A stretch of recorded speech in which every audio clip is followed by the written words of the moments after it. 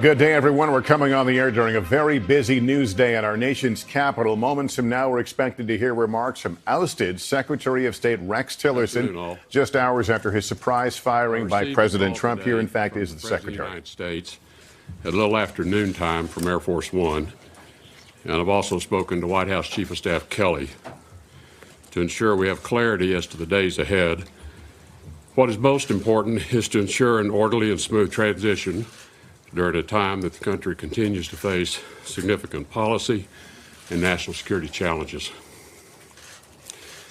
As such, effective at the end of the day, I'm delegating all responsibilities of the Office of the Secretary to Deputy Secretary of State Sullivan.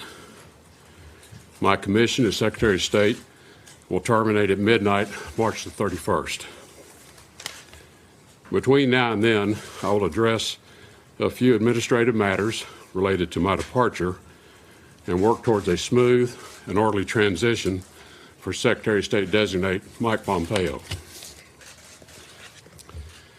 I'm encouraging my policy planning team and undersecretaries and assistant secretaries, those confirmed, as well as those in acting positions, to remain at their post and continue our mission at the State Department and working with the interagency process. I will be meeting members of my front office team and policy planning later today to thank them for their service.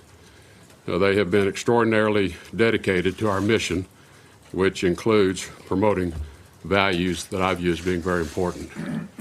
The safety and security of our State Department personnel, accountability, which means treating each other with honesty and integrity, and respect for one another. Most recently, in particular, to address challenges of sexual harassment within the department. I want to speak now to my State Department colleagues and to our interagency colleagues and partners at DOD and the Joint Chiefs of Staff, most particularly. To my Foreign Service officers and civil service colleagues, we all took the same oath of office.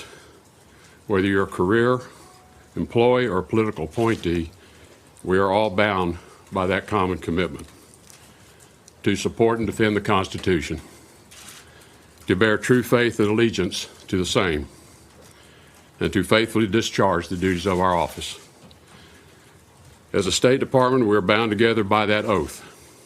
We remain steadfast here in Washington and at posts across the world, many of whom are in danger-pay situations without their families.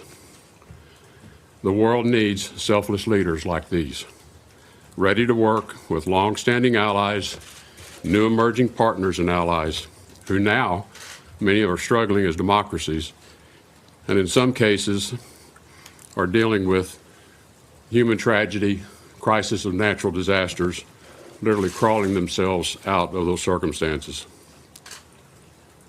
These are experiences that no lecture hall in an academic environment or at a think tank can teach you. Only by people going to the front lines to serve can they develop this kind of talent. To the men and women in uniform, I'm told for the first time in most people's memory, the Department of State and Department of Defense have a close working relationship where we all agree the U.S. leadership starts with diplomacy. The men and women in uniform at the Department of Defense, under the leadership of Secretary Mattis and General Dunford, protect us as Americans and our way of life daily, at home and abroad. As an all-volunteer military, they do it for love of country, they do it for you, and they do it for me, and for no other reason.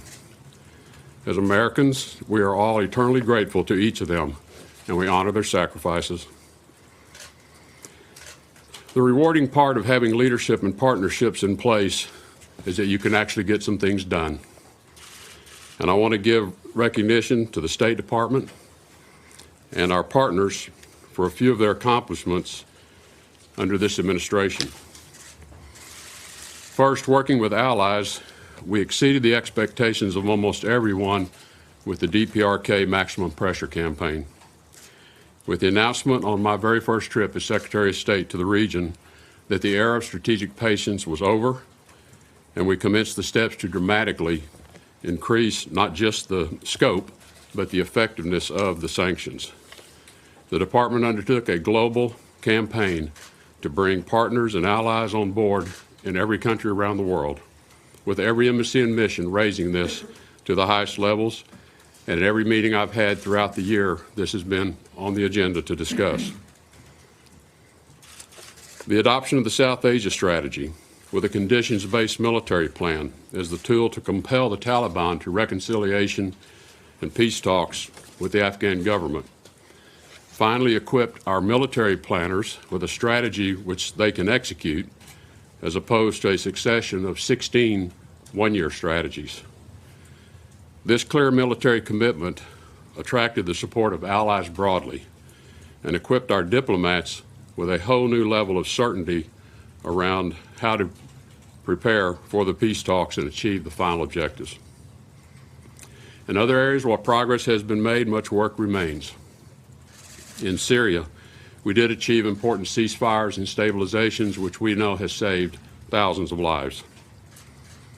There's more to be done in Syria, particularly with respect to achieving the peace, as well as stabilizing Iraq and seeing a healthy government installed, and more broadly in the entire global campaign to defeat ISIS. Nothing is possible without allies and partners, though. Much work remains to establish a clear view of the nature of our future relationship with China. How shall we deal with one another over the next 50 years and ensure a period of prosperity for all of our peoples, free of conflict between two very powerful nations? And much work remains to respond to the troubling behavior and actions on the part of the Russian government. Russia must assess carefully as to how its actions are in the best interest of the Russian people and of the world more broadly. Continuing on their current trajectory is likely to lead to greater isolation on their part, a situation which is not in anyone's interest. So to my colleagues in the State Department and the interagency, much remains to be done to achieve our mission on behalf of the American people, with allies and with partners. I close by thanking all for the privilege of serving beside you for the last 14 months. Importantly, to the 300+ million Americans, thank you for your devotion to a free and open society, to acts of kindness towards one another, to honesty and the quiet, hard work that you do every day to support this government with your tax dollars. All of us, we know, want to leave this place as a better place for the next generation. I'll now return to private life as a private citizen, as a proud American, proud of the opportunity I've had to serve my country. God bless all of you. God bless the American people. God bless America.